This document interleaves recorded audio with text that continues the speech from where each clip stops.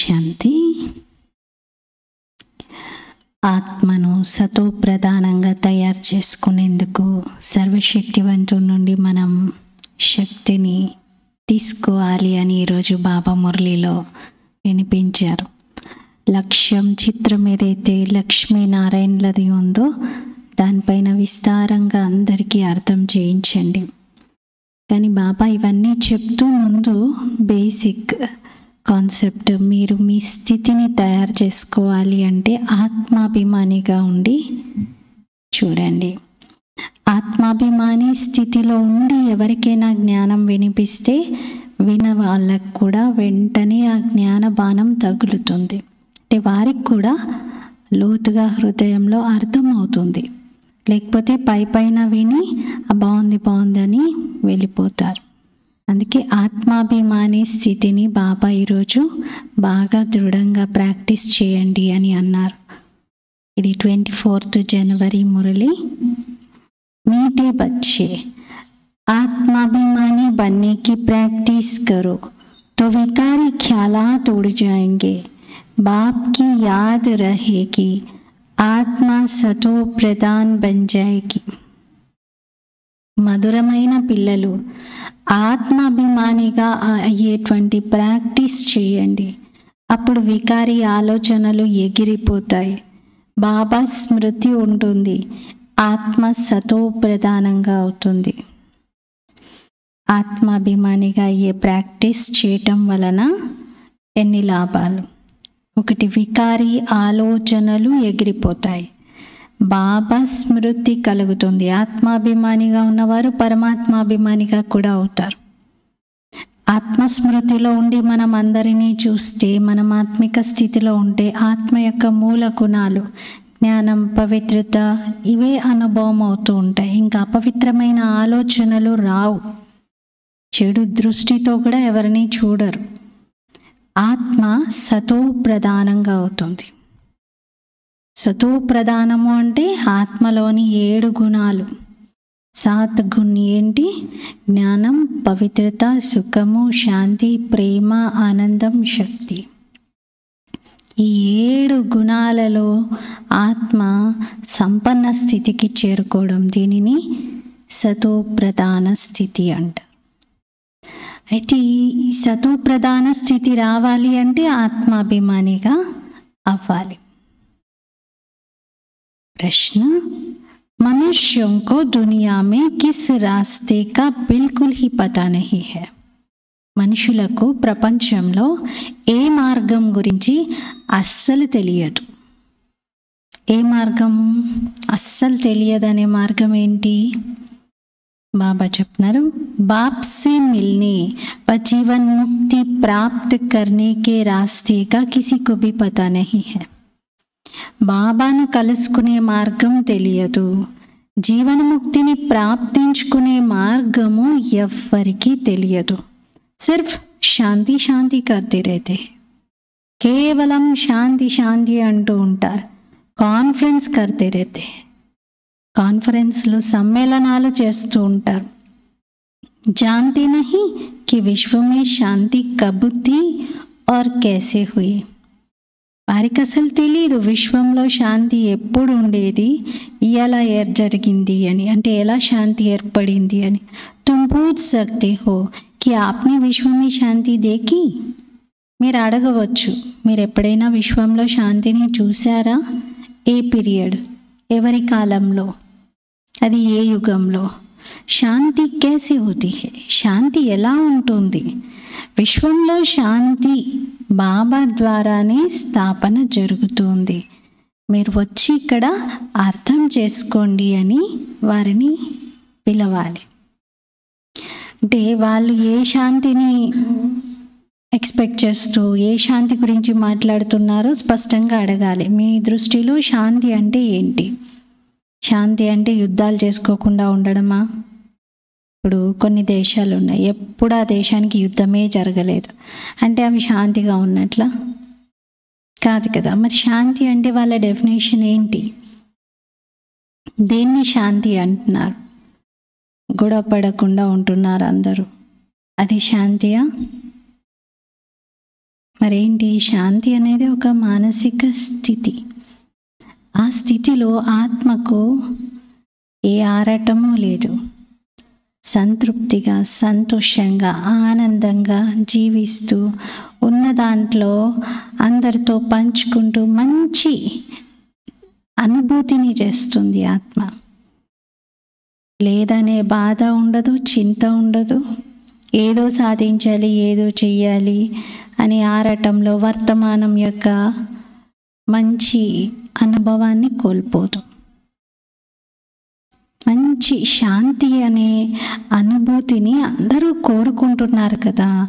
బాబా అన్నారు, మీరు అడగండి వాళ్ళ దృష్టిలో శాంతి అంటే ఏమిటి, ఏ శాంతి కావాలనుకుంటున్నారు? సైలెన్స్ కావాలనుకుంటున్నారా, శాంతి కావాలనుకుంటున్నారా? తెలియచేయండి వారికి. ఎందుకంటే బాబా ద్వారానే మనకి జీవన్ముక్తి లభిస్తుంది. ఆ జీవన్ముక్తిలో సుఖశాంతులు రెండు ఉంటాయి. శాంతి ఉంటుంది, సుఖం కూడా ఉంటుంది. ఎవరికి కూడా ఈ విషయాలు తెలియదు అంటున్నారు. ఓం శాంతి. रूहानी बाप बैठ रूहानी बच्चों को समझाते हैं. ఆత్మిక తండ్రి కూర్చొని ఆత్మిక పిల్లలకు అర్థం చేయిస్తున్నారు. మొట్టమొదట నేను ఆత్మను అనే దృష్టిని పక్కా చేసుకోండి. నేను ఆత్మను, ఎదుటివారు కూడా ఆత్మని అని, సోదర ఆత్మను చూస్తున్నాను అని. ఈ విధంగా బాబా చెప్తారు, నేను పిల్లలని చూస్తున్నాను అంటే ఆత్మలని చూస్తున్నాను అని. ఆత్మ కూడా శరీరం యొక్క ఇంద్రియాల ద్వారా వింటుంది, మాట్లాడుతుంది. ఆత్మకు బ్రుకుటి ఒక సింహాసనం వంటిది. మరి బాబా ఆత్మలనే చూస్తూ ఉంటారు. ఈ సోదరుడు కూడా తన సోదరులనే చూస్తాడు. ఏ సోదరుడు? బ్రహ్మ బాబా. మీరు కూడా సోదరులనే చూడాలి. మొదట ఈ దృష్టిని పక్కా చేసుకోవాలి. అప్పుడు క్రిమినల్ ఆలోచనలు రావు. వికారి ఆలోచనలను బాబా క్రిమినల్ అసాల్ట్ అంటారు. క్రిమినల్ ఆలోచనలు అస్సలు ఎవరిపైన చెడు దృష్టి కలగదు. ఇది అలవాటు చేసుకోండి. ఆత్మస్మృతిలో ఉంటూ ఎదుటి వారిని సోదరాత్మగా చూడటం. ఆత్మనే వింటుంది, ఆత్మనే కదలికలు చేస్తుంది. ఈ దృష్టి పక్కా అవ్వడంతోనే ఆలోచనలు ఇంకా నెగిటివ్గా రావడం, చెడుగా రావడం సమాప్తమవుతుంది. శరీరంలో ఏ కొంచెం మూమెంట్ జరుగుతుంది అని అనుకున్నా అది ఆత్మనే చేస్తుంది. ఆత్మనే చైతన్యమైనటువంటిది, మిగతాదంతా శరీరంలో జడమైనది. ఇప్పుడు బాడీలో ఏదైతే నర్వ్స్లో మొత్తం మన శరీరంలో ఉన్నటువంటి అన్ని భాగాలలో రక్త ప్రసరణ జరుగుతుంది కదా. ఆ రక్తం కూడా దానంతట అదే ఫ్లో అవ్వదు. ఆత్మ ఉన్నప్పుడే అది ఫ్లో అవుతూ ఉంటుంది. ఆ ఫ్లో కూడా ఆగిపోతుంది ఆత్మ వెళ్ళిపోతే. సరే, మిగతా భాగాలన్నీ మెషినరీ లాగా పనిచేసేవి అనుకుందాం. రక్తం అయితే నార్మల్గా నీళ్లు కారినట్టుగా ఒక పైపుల నుండి ఇంకో పైపులోకి వెళ్ళినట్టుగా మన శరీరంలో జరుగుతూ ఉంటుంది కదా. కానీ అది కూడా ఆగిపోతుంది. ఆత్మ శరీరం నుండి వెళ్ళిపోతే మొత్తం బాడీ అంతా రెస్ట్లోకి వచ్చేస్తుంది. క్రిమినల్ ఆలోచనలను సమాప్తం చేసుకోవాలి అనుకుంటే పూర్తిగా ఆత్మాభిమాని స్థితిని ప్రాక్టీస్ చేయాలి. ఇది నెంబర్ 1 సబ్జెక్ట్. ఇందులో దైవీ గుణాలు కూడా ఆటోమేటికల్గా ధారణ జరుగుతూ ఉంటాయి. కర్మేంద్రియాలు చంచలంగా అయ్యేది దేహ అభిమానంలో రావడంతోనే. కానీ ఆత్మాభిమానిగా ఉంటే ఇంద్రియాల చంచలత్వం కూడా సమాప్తమైపోతుంది, శీతలంగా మారిపోతాయి అవి కూడా. దైవీ గుణాల ధారణ కూడా ఆటోమేటికల్గా జరుగుతుంది అంటున్నారు. ఆత్మాభిమానిగా అయ్యే ప్రాక్టీస్ బాగా చేయండి, అప్పుడు మీలో శక్తి వస్తుంది. చేసి చూడండి, ఒక్కరోజు ప్రాక్టీస్ చేసి చూడండి. రోజంతా కలిసిన వాళ్ళందరినీ ఆత్మ సోదరునిగా చూడడం.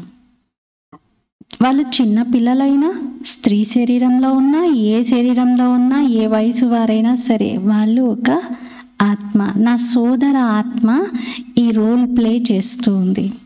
నా సోదర ఆత్మ అనే భావనతో చిన్న పిల్లల్ని చూసినప్పుడు కూడా అదే రావాలి. పసి పిల్లల్ని చూసినా, వృద్ధ వయసులో ఉన్న వారిని చూసినా, ఏ జెండర్ అయినా సరే అందరినీ సోదర ఆత్మతో, ఆత్మభావంతో చూడటం. దీనివలన చాలా లాభాలు ఉన్నాయి, చాలా శక్తి వచ్చేస్తుంది మీలో అంటున్నారు. ఆత్మాభిమాని మరియు దేహ అభిమానికి రాత్రికి పగలకు ఉన్న తేడా ఉంటుంది. మనం ఆత్మలం ఇప్పుడు తిరిగి ఇంటికి వెళ్ళాలి. ఆత్మాభిమానిగా అవడంతోనే మనం పవిత్రంగా, సతువు ప్రధానంగా అవుతాం. ఈ ప్రాక్టీస్ చేయడంతో వికారి ఆలోచనలన్నీ ఎగిరిపోతాయి. మనుషులు అంటారు భూమిపైన నక్షత్రాలు అని. నిజమే, మనమే ఆ భూమిపైన ఉన్నటువంటి నక్షత్రాలం. ఇంకేవో లేవు కదా, భూమిపైన సితారాలు ఆత్మలే. ఈ శరీరం లభించింది మనకి కర్మలు చేయటానికి. ఇప్పుడు మనము సతో ప్రధానంగా అయ్యాం. మళ్ళీ మనము సతో ప్రధానంగా తయారవ్వాలి. బాబా కూడా ఈ పురుషోత్తమ సంగమ యుగంలోనే వస్తారు. బాబా ఎప్పుడు కూడా నేను ఫలానా వారి శరీరంలో వస్తాను అని ఇంకెవరి పేరు చెప్పలేదు. ఈ పురుషోత్తమ సంగం యుగంలో ఈ బ్రహ్మరథమే నా కోసం ఫిక్స్ అయింది అని చెప్తారు. బాబా వచ్చేది పూర్తి కలియుగంలో తమో ప్రధాన స్థితిలో ఉన్నప్పుడు. ఇంకెవరైనా సరే, సపోజ్ క్రైస్టే అనుకోండి, ఇంకెవరైనా ధర్మపితలు అనుకోండి, వాళ్ళందరూ రజో ప్రధాన స్థితిలో వచ్చారు. బుద్ధుడు కానీ క్రైస్ట్ కానీ వారి తనువులో భగవంతుడు రారు. వారు వచ్చేదే ఒక్కసారి, భగవంతుడు వచ్చేదే ఒక్కసారి. అది కూడా పాత ప్రపంచంలో, పాత స్థితిలో ఉన్నప్పుడు, అందరి శరీరాలు కూడా అంతిమ దశల్లో ఉన్నప్పుడు బాబా వస్తారు. నూతన ప్రపంచాన్ని స్థాపించడానికి, తమో ప్రధాన ప్రపంచాన్ని మార్చి సతో ప్రధానంగా చేయడానికి తప్పనిసరిగా సంగమంలోనే వస్తారు. ఇంకే సమయంలో కూడా అలా రాలేరు. డ్రామా అనుసారంగా సంగమ యుగం యొక్క పేరే ఉంది. శ్రీకృష్ణుని తండ్రి, శ్రీకృష్ణునైతే తండ్రి అని, పతిత పావన అని అన్నారు. ఇంకా పతిత పావన అని రాముని అంట. అంటే మహిమలో కూడా ఒక్కొక్కరికి ఒక్కొక్కటి చేస్తూ వచ్చారు. అందరి మహిమలు భిన్నంగానే ఉన్నాయి.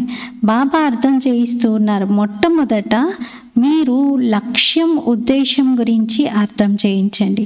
భారతదేశంలో లక్ష్మీనారాయణల రాజ్యం ఉండేది. ఒకే ధర్మం, ఒకే రాజ్యం ఉండేది.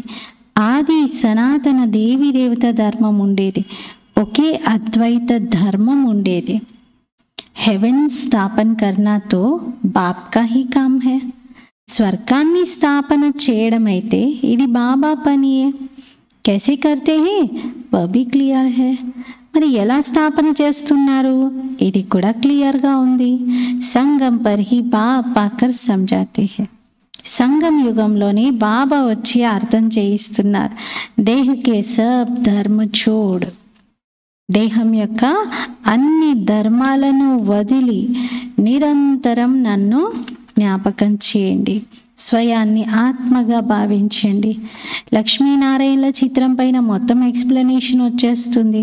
శివబాబా చిత్రం కూడా ఉంది. మహిమా వాలా చిత్ర బహుత్ అచ్చా బనా హువా హై. శివబాబా మహిమతో కూడిన చిత్రం చాలా బాగా తయారై ఉంది. కోర్స్ పుస్తకంలో ఉంటుంది. శివబాబా మహిమ మధ్యలో శివబాబా బిందువు, చుట్టూ కిరణాలు, ఒక్కొక్క కిరణంలో ఒక్కొక్క గుణం రాసి ఉంది. శివబాబా యొక్క మహిమ రాసి ఉంది. ఇది నరుని నుండి నారాయణుడిగా చేసేటువంటి సత్యమైన కథ. శ్రీకృష్ణుడు, రాధ దాన్ని కథ అని అన్నారు. సత్యనారాయణుంది కథ అంటారు. రాధాకృష్ణుల కథ అంటారా, సత్యనారాయణ కథ అంటారా? సత్యనారాయణ స్వామి కథ అంటారు. మీరు నరుని నుండి నారాయణుడిగా అవుతున్నారు. మరి నారాయణుడు కూడా మొదట బాలుడిగా ఉండేవారు. బాల్య రూపం ఏంటి? కృష్ణుడు. కానీ కృష్ణ కథ అన్నారు, సత్యనారాయణ కథ అని అంటారు. సన్యాసులకైతే ఆది సనాతన దేవీ దేవతా ధర్మము గురించిన జ్ఞానం కూడా పూర్తిగా లేదు. సన్యాసులు కూడా ఆది సనాతన దేవీ దేవతా ధర్మాన్ని స్థాపించలేరు అంటున్నారు. శంకరాచార్యుల వారు వచ్చేది ద్వాపర యుగంలో, అంటే రజోప్రధాన సమయంలో. ఇది రాజయోగం, దీన్ని వారెవరు నేర్పించలేరు. రాజయోగము ప్రవృత్తి మార్గానికి సంబంధించినది, మరి వారిదైతే నివృత్తి మార్గం కదా. శివబాబా వచ్చేది సంగమంలో. బాబా అంటారు, అనేక జన్మల అంతిమ జన్మలో నేను ఇతనిలో ప్రవేశిస్తాను. పైన త్రిమూర్తి కూడా ఉంది. బ్రహ్మ యోగంలో కూర్చొని ఉన్నారు. శంకరుడి విషయం వేరు. మరి శంకరుణ్ణి ఎద్దుపైన స్వారీ చేస్తున్నట్లుగా చూపిస్తారు, కానీ అటువంటిది ఏమీ లేదు. బాబా అయితే ఇక్కడ స్వయంగా వచ్చి భగీరథము తీసుకున్నారు, బ్రహ్మరథంలో ప్రవేశించారు. వినాశ్ భీ యహా హీ హోతా హై, వినాశనం కూడా ఇక్కడే జరుగుతుంది. లోక్ కహతే హై విశ్వమే శాంతి హో, లోకం అందరూ కోరుకుంటారు విశ్వంలో శాంతి ఏర్పడాలి అని. అదైతే జరిగేదే ఉంది, కానీ ఇదంతా కూడా మీ బుద్ధిలో రావాలి. చిత్రాలపైన మీరు మంచి రీతిగా అర్థం చేయించాలి. ఎవరైతే శివుడు దేవతల యొక్క భక్తులు ఉంటారో వారికి అర్థం చేయించాలి. భక్తులకైతే వెంటనే అర్థమవుతుంది.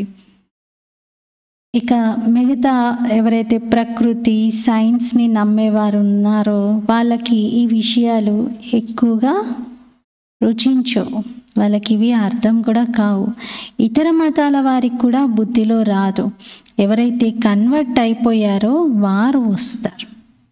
అంటే ఇతర మతాల్లో కూడా ఈ జ్ఞానం ఎవరు తీసుకుంటారు అంటే ఎవరైతే ఒరిజినల్గా సనాతన ధర్మానికి చెందినవారు, కానీ ఈ జన్మలో, ఈ చివరి జన్మలో లేదా ఒక 2-3 జన్మల నుండి వేరే మతంలో కన్వర్ట్ అయిపోయారు, వాళ్ళు తప్పకుండా ఈ జ్ఞానంలోకి వస్తారు. ఎందుకంటే వాళ్ళు ఒరిజినల్గా ఏ ధర్మానికి చెందినవారు? సనాతన ధర్మం. కాబట్టి ఈ సనాతన ధర్మం వాళ్ళు మళ్ళీ పరంధామం పైకి వెళ్ళాలి వినాశనం జరిగేటప్పుడు అంటే మళ్ళీ సనాతన ధర్మంలోకి రావాలి.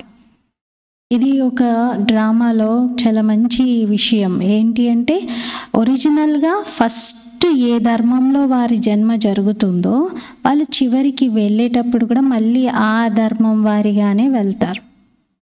ఎందుకంటే పరంధామంలో సెక్షన్స్ ఉన్నాయి, వేరు సెక్షన్స్ ఉన్నాయి. ఏ ధర్మమాత్మలు ఆ ధర్మం సెక్షన్లోనే ఉంటాయి. అందుకని ప్రతి ఒక్కరు ఎవరెవరైతే ఇప్పుడు జూయిష్ కావచ్చు, పార్సీ కావచ్చు, క్రిస్టియన్ కావచ్చు, ముస్లిం కావచ్చు, ఎంతోమంది ఈ జ్ఞానంలో ఉన్నవారు వాళ్ళందరూ కూడా ఒరిజినల్గా ఫస్ట్ ఎన్నో జన్మలు సనాతన ధర్మంలో తీసుకున్నారు. తర్వాత 1-2 జన్మలు ఏమైనా వేరే మతంలో కన్వర్ట్ అయిపోయి ఉండొచ్చు. దాంతో మళ్ళీ ఇప్పుడు ఈ ధర్మానికి చేరుకున్నారు. చాలామంది ఇప్పుడు ఇస్కాన్లో కూడా ఎంతోమంది క్రిస్టియన్స్ పూర్తిగా కృష్ణమయం అయిపోయి కృష్ణుని యొక్క లీలలను వర్ణిస్తూ వాళ్ళు కూడా చాలా మంచిగా కృష్ణ భక్తులుగా అయ్యారు. అలాంటి వాళ్ళందరూ కూడా గత జన్మల్లో ఈ సనాతన ధర్మంలో పుట్టిన వాళ్ళే. అందుకే వాళ్ళకి ఈజీగా కనెక్షన్ కుదిరింది, కనెక్ట్ అయిపోయారు వెంటనే. బాబా అన్నారు, ఎవరెవరైతే కన్వర్ట్ అయిపోయారో ఈ ధర్మం వాళ్ళందరూ మళ్ళీ వస్తారు. ఏ రూపంలో అయినా వస్తారు, కానీ ఖచ్చితంగా వస్తారు. అందుకే బాబా అందరికీ చెప్పండి అంటారు. అందరికీ చెప్పండి అంటే వేరే మతాల వాళ్ళందరూ వస్తారని కాదు. మన దగ్గర నుండి వెళ్ళి కన్వర్ట్ ఎవరైతే అయ్యారో సనాతన ధర్మం వాళ్ళని మనం గుర్తించి వారికి మళ్ళీ అర్థం చేయించాలి అని. బాబా అయితే చాలా చింత కలిగి ఉంటారు. ఉన్కి క్యా బుద్ధి మే నహీ ఆయేగా, జో కన్వర్ట్ హుయే హోంగే వహీ నికల్ ఆయేంగే. ఎవరైతే కన్వర్ట్ అయ్యారో వాళ్ళే వస్తారు.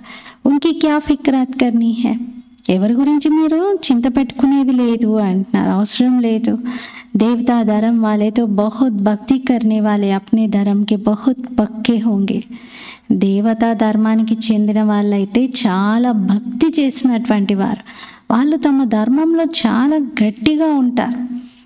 దేవతల పూజారీలకి అయితే మీరు ఈ జ్ఞానం చెప్తే వెంటనే అర్థమవుతుంది. बड़े आदमी कभी आएंगे नहीं, समझो बिरला है। इतने मंदिर बनाते हैं, उनके पास ज्ञान सुनने की फुर्सत ही कहाँ है। బాబా చాలా గొప్ప సంపన్నులైతే రాలేరు సమయం తీసి, వాళ్ళ దగ్గర తీరిక ఎక్కడుంది? వాళ్ళు మందిరాలు కట్టిస్తారేమో, కానీ వచ్చి ఈ జ్ఞానం వినండి తెలుసుకోండి అంటే వాళ్ళ దగ్గర సమయం లేదు. మొత్తం రోజంతా మీ బుద్ధిలో ఈ వ్యాపార విషయాలు, రోజంతా అవే ఉంటాయి వాళ్ళ బుద్ధిలో. వ్యాపారానికి సంబంధించినవి, ఇంకా సంపాదనకి సంబంధించినవే ఉంటాయి. ధనం చాలా ఉంటుంది వాళ్ళ దగ్గర. అనుకుంటారు మందిరాలను నిర్మించడంతో భగవంతుడు మళ్ళీ ధనం ఇస్తాడు అని, దేవతల యొక్క కృప మా పైన ఉంటుంది అని అలా మందిరాలని తయారు చేస్తారు. ఇప్పుడు ఎన్ని బిర్లా టెంపుల్స్ ఉన్నాయి. అలా వారు సంపాదించిన దాన్ని దేవుడి కార్యం కోసం ఖర్చు పెడుతూ ఉంటారు, దాంతో ఇంకా ఎక్కువ లభిస్తుంది అని. మీరు ఎవరు వచ్చినా వారికి లక్ష్మీనారాయణల చిత్రాన్ని చూపించండి, చెప్పండి విశ్వంలో శాంతిని కోరుతున్నారు అంటే విశ్వంలో శాంతి యొక్క రాజ్యం ఈ ప్రపంచంలోనే ఒకప్పుడు ఉండేది అని నమ్ముతున్నట్లు. మరి ఫలానా తారీఖు నుండి ఫలానా తారీఖు వరకు సూర్యవంశీ రాజధానిలో చాలా శాంతి ఉండేది, ఆ తర్వాత 2 కళలు తగ్గిపోయి నెక్స్ట్ రాజధాని మొదలైంది. ఇలా మీరు మొత్తం రాజ్యం యొక్క పరిచయం చేయించవచ్చు. లక్ష్మీనారాయణల కాలం ఆ పీరియడ్ ఎలా ఉండేది వర్ణించవచ్చు అంటున్నారు. చిత్రాలపైనే మొత్తం ఆధారం ఉంది. మీరు విశ్వంలో శాంతిని కోరుకుంటున్నారు కదా, మరి ఎక్కడికి వెళ్ళాలనుకుంటున్నారు? గర్కుతో జాంతి హీ నహీ. పరంధామం ఇంటి పరిచయం అయితే లేనే లేదు. మనమంతా ఆత్మలం, శాంత స్వరూపులం, మూలవతనంలో ఉండేవారమే. అది శాంతిధామంగా పిలువబడుతుంది. అది ఈ లోకంలో లేదు. పరంధామం ఈ లోకంలో ఉందా? లేదు. ఉన్కో కహా జాతా హై నిరాకారి దునియా, దాన్ని పరలోకం అంటారు, నిరాకారి ప్రపంచం అని అంటారు. అంతేకాని విశ్వం అని దీన్ని అంటారు. విశ్వంలో పరంధామం ఉండదు, ఈ విశ్వానికి అతీతంగా.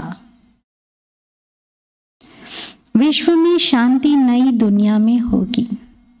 విశ్వంలో శాంతి కొత్త ప్రపంచంలో ఉంటుంది. విశ్వానికి యజమాని ఇక్కడ కూర్చున్నారు. పేదవారికి ఈ విషయాలు మంచి రీతిగా అర్థమవుతాయి. కొందరు అంటారు ఈ మార్గం చాలా బాగుంది అని. మేము మార్గం వెతుకుతూ ఉండేవారిమి ఇంతకుముందు, ఇప్పుడు మాకు మార్గం లభించింది అంటారు. దారి తెలియకపోతే ఎలా వెతుకుతారు? అడ్రస్ ఉండాలి కదా. ఏదైనా వెతకాలి అంటే ఒక అడ్రస్ అంటూ ఉండాలి. అసలు అడ్రస్ లేకుండా వెతకడం కూడా కష్టమే కదా.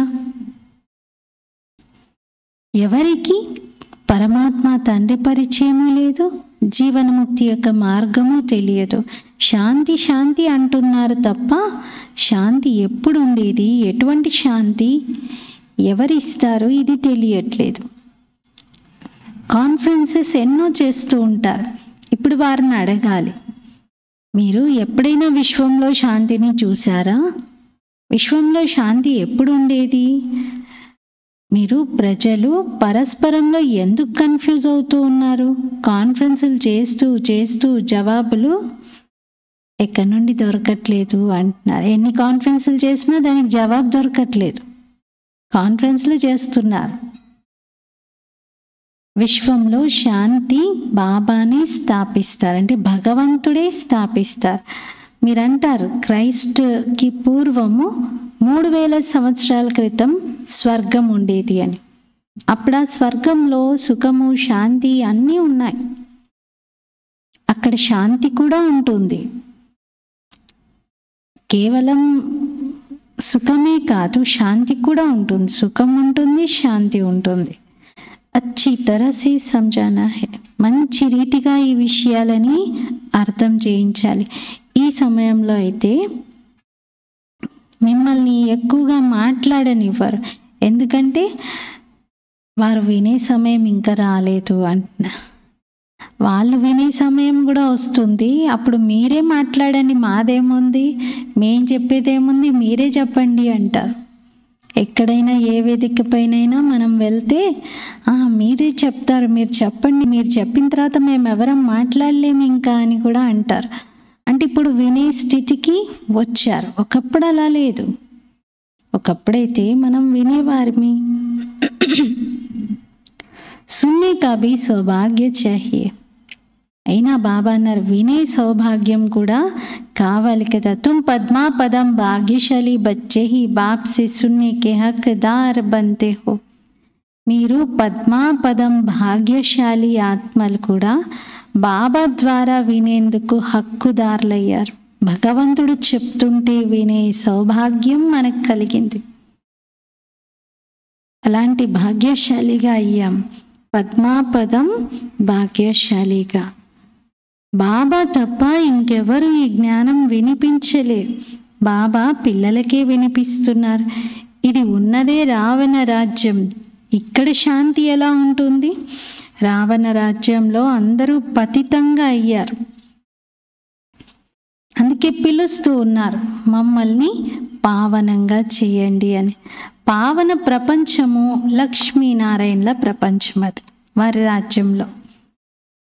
రామరాజ్యం, రావణ రాజ్యం, ఈ రెండిటికి ఎంత తేడా ఉంది? ఒకటేమో బాబా అన్నారు రామరాజ్యం అంటే పూర్తి సుఖము శాంతితో నిండిన ప్రపంచం. రావణ రాజ్యం అంటే క్వైట్ ఆపోజిట్, కంప్లీట్ వ్యతిరేకం. సూర్యవంశీయులు, చంద్రవంశీయులు ఉంటారు, ఆ తర్వాత రావణ వంశీయులు. ఈ సమయంలో అయితే కలియుగం, రావణ సాంప్రదాయం ఉంది. బడే బడే లోగ్ బి ఏక్ దో కో గుర్ గుర్ కర్తే రహతే హై. పెద్ద పెద్ద వాళ్ళు కూడా ఒకరినొకరు బెదిరించుకుంటూ ఉంటారు, శత్రుత్వం పెట్టుకుంటారు. చాలా అహంకారం ఉంటుంది, నేను ఫలానా అని. మరి లక్ష్మీనారాయణల చిత్రం పైన మీరు అర్థం చేయించండి. దేవీ దేవతలు మొత్తం విశ్వానికి అధిపతులు, వాళ్ళకి ఏమైనా అహంకారం ఉందా? ఇక్కడ ఏమీ లేకపోయినా కొంచెం ఏదో ఆస్తి ఉన్నా, కొంచెం ఏదో ధనం వాళ్ళ దగ్గర ఉన్నా ఎంతో దేహాభిమానంతో ఉంటారు.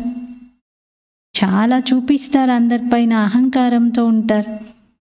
మరి అందుకే బాబా అన్నారు మీరు వీరి చిత్రం పైన అర్థం చేయించండి. దేవీ దేవతలు, లక్ష్మీనారాయణలు మొత్తం విశ్వానికి యజమానిగా ఉన్నారు. వారి రాజ్యం ఎలా ఉండేది దానిపైనే ఎక్స్ప్లెయిన్ చేయండి.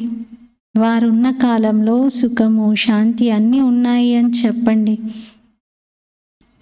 ఇంకా మిగతా అన్ని చిత్రాలను చూస్తూ ఉంటే వేరు ఆలోచనల వైపు వెళ్ళిపోతారు. కానీ ముందు ఈ చిత్రం పైన అర్థం చేయించండి అంటున్నారు. సమజా హే వహ భీ భూల్ జాతే హే. ఏదైతే అర్థం చేసుకున్నారో అది కూడా మర్చిపోతారు. ఎందుకంటే మీరు వేరే టాపిక్లు వేరే చిత్రాలన్నీ చూపించి చెప్పడంతో అసలు ముఖ్యమైన విషయం అర్థం చేసుకోవాల్సింది కూడా మర్చిపోతారు అంటున్నారు. तब कहा जाता है टू मेनी कुक्स. बहुत चित्र होते हैं और हंसी कुड़ी के मॉडल अथवा डायलॉग आदि होते हैं तो मूल बात बुद्धि से निकल जाती है. బాబా అన్నారు ఒక సామెత ఉంది, too many cooks spoil the soup అని. అలా చాలా చిత్రాలను చూపించారనుకోండి ఒకసారి, మొత్తం అసలు అంత జ్ఞానం ఎగిరిపోతుంది. అన్నీ చూస్తారు, అందులో కొన్ని వింతగా ఉంటాయి, కొన్ని నవ్వు తెప్పించే విధంగా ఉంటాయి. అవి డైలాగులు మోడళ్ళు అన్నీ చూసారనుకోండి మొత్తం ఎగిరిపోతుంది. ఏదైనా సార రూపంలో అర్థం చేసుకునడానికి ముఖ్యమైన చిత్రంని పెట్టండి అంటున్నారు. లక్ష్మీనారాయణల చిత్రాన్ని బాబా ఈరోజు సజెస్ట్ చేస్తున్నారు. ఆ చిత్రం ముందుకు తీసుకొచ్చి అందరికీ జ్ఞానం వినిపించండి. कोई विरला ही समझ पाते हैं. మరి ఎవరో కొద్దిమందే అర్థం చేసుకోగలుగుతారు. చాలా ముందు పెట్టామనుకోండి, చాలా జ్ఞానం వినిపించినా కూడా అర్థం కాదు. బాబా ఈ సామెతలో చెప్తారు, చాలామంది వంట వాళ్ళు కలిసి పిక్నిక్కి వెళ్ళారంట. అందరు వంట వాళ్ళే, అందరు చెఫ్లే, ఎవరికి వాళ్ళు చాలా పర్ఫెక్ట్. అందరూ కలిసి అక్కడ ఒక ఐటెం తయారు చేసుకుందామని పొయ్యి పెట్టారంట. నువ్వు అందరూ టేస్టీగా వండే వాళ్ళే కదా, అందరం తలా కొంత చేద్దామని చెప్పేసి చేస్తున్నారంట. తయారు చేసే సమయంలో ఒకటే దాంట్లో అందరూ ఒక్కొక్క ఐటెం వేస్తున్నారు. అయితే ఒకరికి తెలియకుండా ఒకరు అందరూ ఉప్పేశారంట. అయితే వాళ్ళకి రుచి చూడకుండా చేస్తారు. వాళ్ళకి అంత పర్ఫెక్ట్గా ఉన్నాను నేను అనే నమ్మకం చూసి ఇందులో ఉప్పు వేయాలి, అది వేయాలి అని చెప్పి వేస్తారు తప్ప, ఆ స్మెల్తోనే చెప్తారు తప్ప చూడరు. వాళ్ళందరూ అలా చేస్తారు. దాంతో ఫైనల్గా తినేటప్పుడు ఆ బిర్యానీ ఏదో తయారు చేసుకొని తినేటప్పుడు ఎవ్వరూ నోట్లో పెట్టలేకపోతారు. ఏమైంది మరి? సూప్ తయారు చేశారు, అంతా చెడిపోయింది. అందుకని so many cooks spoil the soup అంటారు. సూప్ అంతా పాడైపోయింది చాలామంది కలిసేసరికి. అలాగే చాలా చిత్రాలను పెట్టేసరికి జ్ఞానం అందులో మర్జ్ అయిపోతుంది. చాలా ఎక్కువగా వినిపించినా కూడా సార రూపంలో ఎసెన్స్ ఏది ఇంపార్టెంట్ అనేది బాగా ఎక్కువగా వారికి బుద్ధిలో ఎక్కే విధంగా చెప్పండి అంటున్నారు. कोई विरला ही समझ पाते हैं कि यह बाप स्थापन कर रहे हैं. ఎవరో కొద్ది మందే భగవంతుడిది స్థాపిస్తున్నారు అనేది అర్థం చేసుకోగలుగుతారు. 84 జన్మలు కూడా వీరివే ఉన్నాయి. దిఖాయింగే జరూరీ కా సబ్కో కైసే రఖేంగే. మరి ఏదైనా శాంపుల్గా ఒక్కరిది చూపిస్తారు కదా, అందరినీ ఎలా పెట్టగలుగుతారు? శాస్త్రాల్లో కూడా ఒక్క అర్జునుడి పేరునే పెట్టారు. స్కూల్లో మాస్టర్ ఒక్కరికైతే చదివించారు కదా, చాలామందికి చదివిస్తారు. కానీ శాంపుల్గా అలా అర్జునుడిని అక్కడ చూపించడం జరిగింది. ఇది కూడా స్కూల్ ఉంది. మీ బ్యాడ్జ్ కూడా చాలా పని చేస్తుంది, చాలా సేవ చేస్తుంది అంటున్నారు. ఇది అన్నింటికంటే మంచిది. మొదట శివబాబా చిత్రాన్ని ఎదురుగా తీసుకురావాలి, తర్వాత లక్ష్మీనారాయణల చిత్రాన్ని ఎదురుగా పెట్టుకోవాలి. మీరు శాంతిని కోరుతూ ఉంటారు. కల్పకల్పం బాబా ద్వారానే శాంతి స్థాపన జరుగుతుంది. మీరు ఈ చక్రాన్ని గురించి తెలుసుకున్నారు. మొదట మీరు తుచ్చబుద్ధిగా ఉండేవారు, ఇప్పుడు బాబా స్వచ్ఛ బుద్ధిగా తయారు చేశారు. రాయాలి, కేవలం పరంపిత పరమాత్ముని జ్ఞాపకం చేయాలి, వారి ద్వారానే సద్గతి జరుగుతుంది, ఇంకెవరి ద్వారా జరగదు అని. విశ్వంలో శాంతిని వారే స్థాపించగలుగుతారు. భగవంతుడు అన్నీ చేయగలుగుతారు, అన్నీ చేస్తున్నారు. అందుకే అందరూ వారినే జ్ఞాపకం చేస్తున్నారు. ముఖ్యమైన చిత్రాలు ఇవి రెండు అంటున్నారు. ఇస్సే హిల్నా నహీ చాహియే జబ్ తక్ పూరా నా సమझे. ఈ రెండు చిత్రాల నుండి పక్కకు తీసుకెళ్ళకూడదు అంటున్నారు. అవి రెండు అర్థమయ్యేంత వరకు అక్కడే చెప్పండి. ఏ రెండు? లక్ష్మీనారాయణలది ఒకటి, సృష్టి చక్రం ఒకటి చెప్పండి అంటున్నారు బాబా. మిగతా వాటన్నిటితో టైం వేస్ట్ అయిపోతుంది. చూడండి, బుద్ధిలో ఎక్కువగా నిలవదు, స్పాన్ ఆఫ్ అటెన్షన్ తక్కువ ఉంటుంది కదా. మరి ఎక్కువసేపు వాళ్ళని ఏకాగ్రంగా మనం చెప్పే విషయం అర్థమయ్యేలాగా వాళ్ళ బుద్ధిని మనం కనెక్షన్తో జోడించలేం. అందుకని వీలైనంత మంచిగా వాళ్ళకి అర్థమయ్యేలాగా షార్ట్గా చెప్పండి, అక్కడే ఆ రెండు చిత్రాల దగ్గరే చెప్పండి అంటున్నారు. ये तो सब जानते हैं कि कौन कौन समझाने में तीखे है. ఈ విషయం అయితే మీకు తెలుసు కదా, ఎవరెవరు జ్ఞానం అర్థం చేయించడంలో చాలా చురుకైన వారు అని. మరి అర్థం చేయించే వాళ్ళలో కూడా మాతలైతే బెస్ట్ అంటున్నారు. అంటే మహిళలైతే బెస్ట్, ఎందుకంటే వాళ్ళు చెప్తే ఎవరు కోపంలోకి రారు అంటున్నారు. అంటే వినేటువంటి వాళ్ళు ఇంకా వేరే రకంగా తీసుకోరు.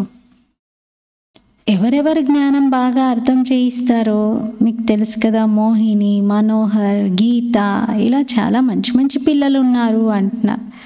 ముందుగా లక్ష్మీనారాయణల చిత్రం పైన పూర్తి పక్కా చేయించాలి, తర్వాత చెప్పాలి ఈ విషయాలు మంచి రీతిగా అర్థం చేసుకోండి, అప్పుడు శాంతి ప్రపంచంలోకి వెళ్ళగలుగుతారు అని. ముక్తి, జీవన్ముక్తి రెండు లభిస్తాయి. ముక్తిలోకి అయితే అందరూ వెళ్తారు, అందరూ మళ్ళీ ముక్తి నుండి క్రిందకు వస్తారు నంబర్ వారీగా పాత్ర వహించడానికి. అర్థం చేయించే వాళ్ళు కూడా చాలా నషగా చెప్పాలి, చాలా సంతోషంతో ధైర్యంగా నషగా చెప్పాలి అంటున్నారు. నంబర్ 1 యह చిత్ర హై. నంబర్ 1 చిత్రం ఇదే. విశ్వంలో శాంతికి యజమానిగా వీరే, విశ్వంలో శాంతికి యజమానిగా వీరే ఉండేవారు. ఈ విషయాలు తెలివైన పిల్లల బుద్ధిలోనే నిలుస్తాయి. మంచిది మంచిది అని ఎంతోమంది అంటారు. కొందరైతే పాదాలపైన పడుతూ ఉంటారు. కానీ బాబాని ఏమైనా గుర్తించినట్లా? బాబాని గుర్తించడం ముఖ్యమైనటువంటి విషయం.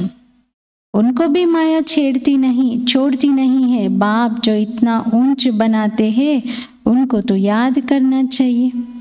మరి అలా కొంచెం కొంచెం బలిహారమైనటువంటి వాళ్ళని ఎవరినైనా సరే మాయ వదిలిపెట్టదు.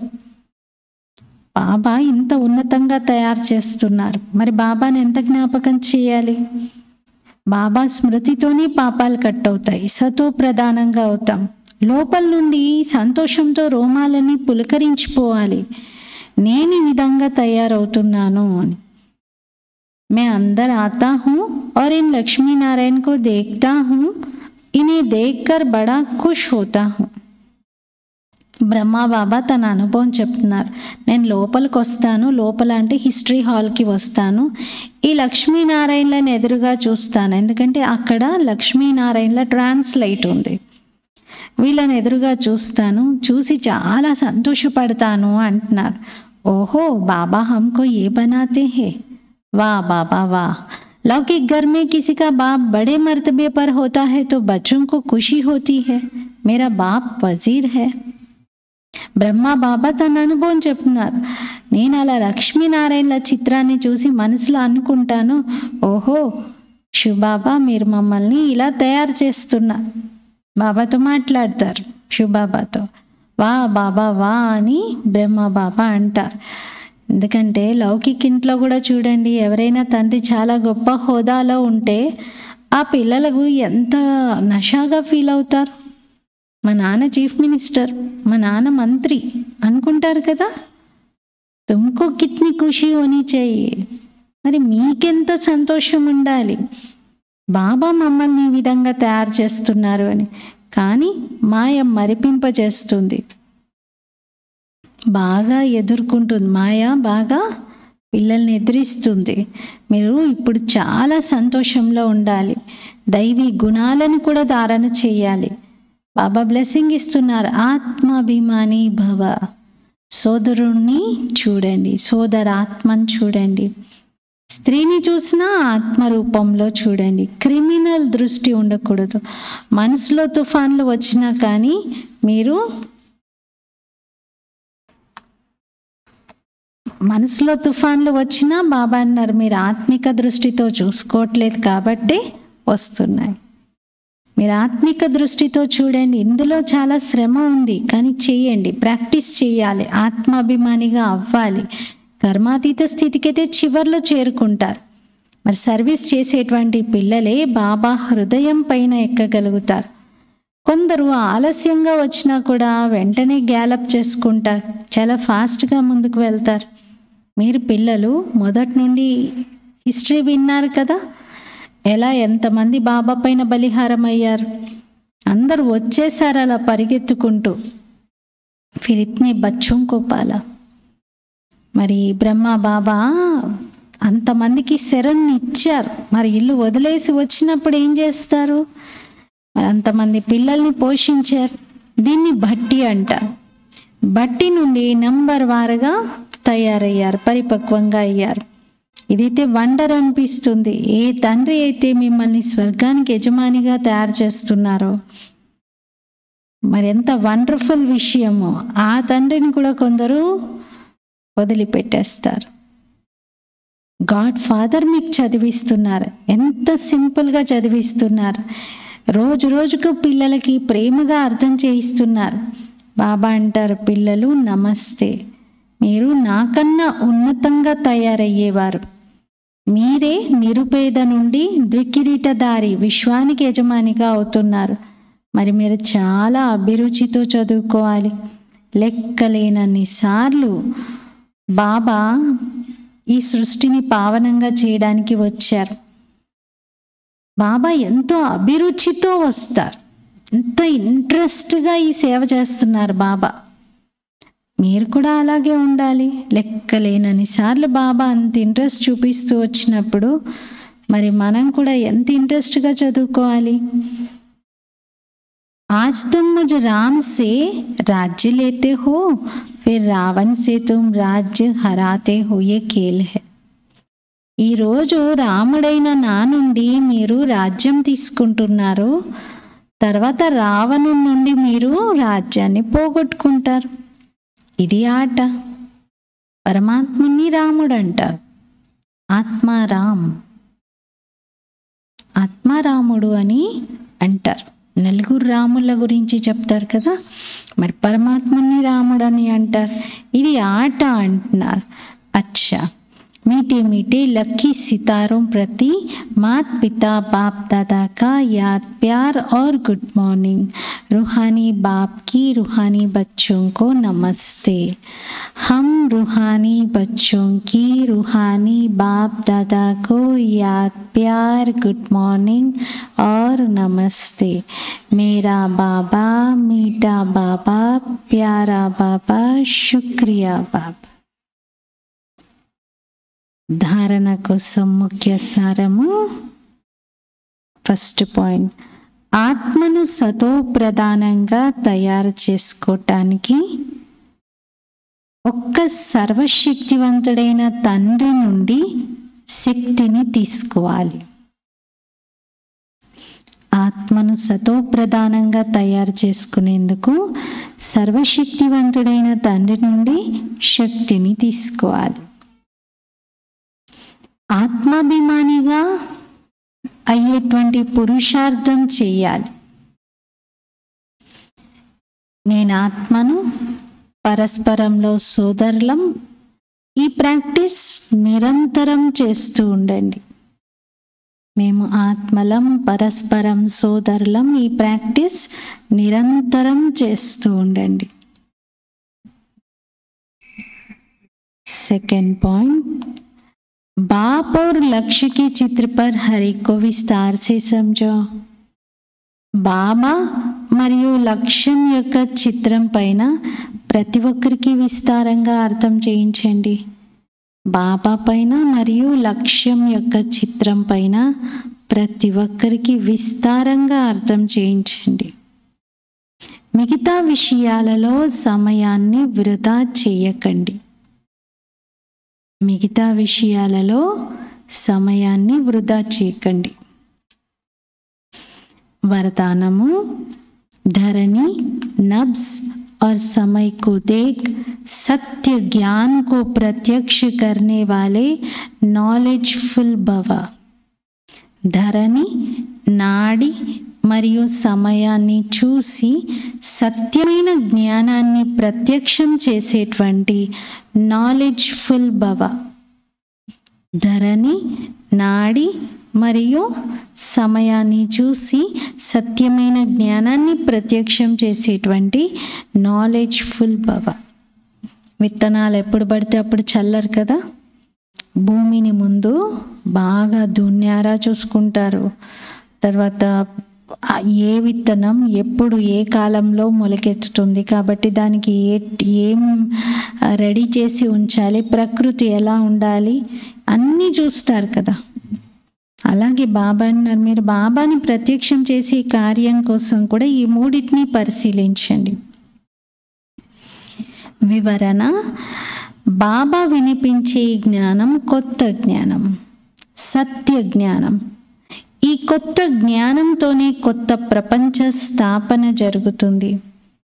ఈ అథారిటీ మరియు నశ స్వరూపంలో ఇమర్జ్ అయి ఉండాలి. కానీ దీని అర్థము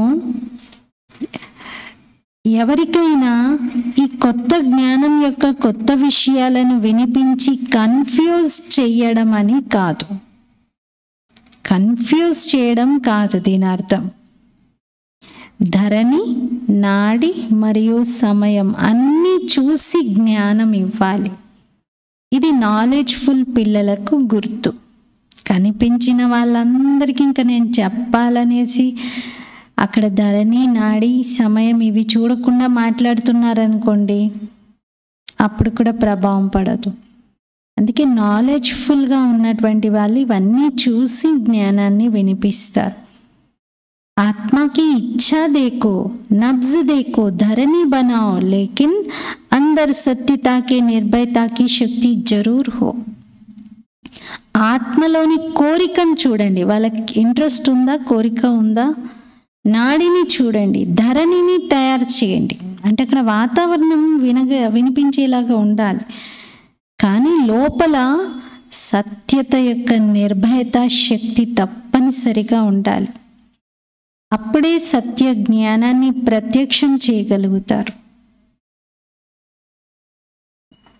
స్లోగన్, మేరా कहना मानो छोटी बात को बड़ी बनाना. నాది అని అనడం అంటే చిన్న విషయాన్ని పెద్దదిగా చేయటం. నాదనడం అంటే చిన్నదాన్ని పెద్దదిగా చేయటం. నీది అనడం అంటే పర్వతం లాంటి విషయాన్ని దూదిలాగా మార్చటం. నీది అన్నామంటే పర్వతం కూడా దూదైపోతుంది. ఈరోజు అవ్యక్త సైలెన్స్ పాయింట్, జిమ్మేవారీ को निभाना ये भी आवश्यक है. బాధ్యతను నిర్వర్తించడం ఇది కూడా అవసరం. కానీ ఎంత పెద్ద బాధ్యత ఉంటే అంత డబల్ లైట్గా ఉండాలి. బాధ్యతను నిలుపుకుంటూ బాధ్యత యొక్క బరువుకు అతీతంగా ఉండాలి. దీన్ని బాబాకు ప్రియంగా అవ్వడం అని అంటారు. భయపడకండి, నేను ఏం చేయాలి, నాకు చాలా బాధ్యతలు ఉన్నాయి అని. ఇది చెయ్యాలా వద్దా, ఇదైతే చాలా కష్టం, ఇలాంటి ఆలోచనలు రావద్దు. ఈ ఫీలింగ్ రావడం అంటే బరువును అనుభవం చేయటం. ఇది చేయాలా వద్దా, ఎన్ని బాధ్యతలు ఉన్నాయి, ఇదా ఏమంటారు, ఇలా అయితే ఏం చేస్తారు, ఇలాంటి అన్ని ఆలోచనలు బరువు వంటివి. డబల్ లైట్ అనగా దీనికి అతీతంగా ఉండటం. ఏ బాధ్యత అయినా సరే కర్మలలో అలజడి ఉండకూడదు. బాధ్యత నిర్వర్తిస్తూ బాధ్యత యొక్క కర్మల అలజడి ఉండకూడదు. ఆ అలజడి యొక్క బరువు మన పైన ఉండకూడదు అంటున్నారు. ఏ బాధ్యత నిర్వర్తించినా మంచిగా, ధైర్యంగా, నషాగా, సంతోషంతో, బాబా తోడుతో, నిమిత్త భావంతో నిర్వర్తించాలి. కానీ బాధ్యత నా పైన ఉంది అనుకుంటూ అలజడిలోకి వస్తున్నామంటే బరువు పెట్టుకున్నట్టే ఉంటుంది. అది బరువుగా అనిపించకూడదు. బాధ్యత నిర్వర్తించాలి, కానీ బరువు అనుభవం అవ్వకూడదు. రెస్పాన్సిబిలిటీ, ప్రెషర్ అనుభవం చేయించకూడదు, ప్లెజర్ అనుభవం చేయించాలి. ప్రెషర్ ఉంది అంటే బరువు ఉన్నట్లు. ఇప్పుడు చూడండి, ఎక్కడైనా ఇప్పుడు మనం రాజస్థాన్ వైపు ఎక్కువగా తలపైన ఒక కుండ పైన ఇంకొక కుండ, అట్లా కుండలన్నీ నీళ్లతో నిండిన కుండలన్నీ తలపైన పెట్టుకొని మహిళలు ఎంతోమంది వెళ్తూ ఉంటారు. దూర ప్రాంతాల్లో వెళ్ళి అక్కడ నీళ్లు పట్టుకొని తలపైన కుండల మీద కుండలు పెట్టుకొని నడుస్తూ ఉంటారు. వాళ్ళు ఎలా నడుస్తారు ఎప్పుడైనా గమనించారా? చంకలో పిల్లని ఎత్తుకుంటారు, తలపైన కుండలు పెట్టుకుంటారు, పాటలు పాడుకుంటూ అటు ఇటు చూసుకుంటూ వెళ్తారు.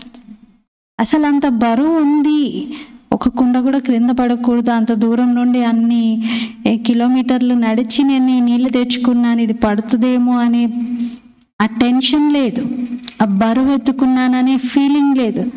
చక్కగా పాటలు పాడుకుంటూ ఇటు పిల్లల్ని సంభాలించుకుంటూ పొలాల వెంట నడుచుకుంటూ వెళ్తారు. మరి బరువు ఉంది తలపైన, బరువు యొక్క బాధ్యత ఉంది, కానీ బరువు ఫీలింగ్ వాళ్ళ ఫేస్లో లేదు. బాబా అంటారు, మీరు కూడా అలా, మనమైతే అలా తల మీద బరువులు ఎత్తుకునేది లేదు కదా.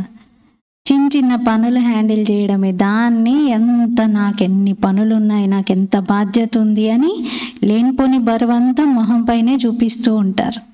కానీ బాబా ఏమంటున్నారంటే మీరు డబల్ లైట్గా అనుభవం చెయ్యాలి, అప్పుడే బాబాకు ప్రియంగా అనిపిస్తుంది. లేకపోతే మీరు ఎన్ని హ్యాండిల్ చేసినా ఇలాంటి స్థితితో చేస్తే బాబాకు ప్రియంగా అవ్వరు.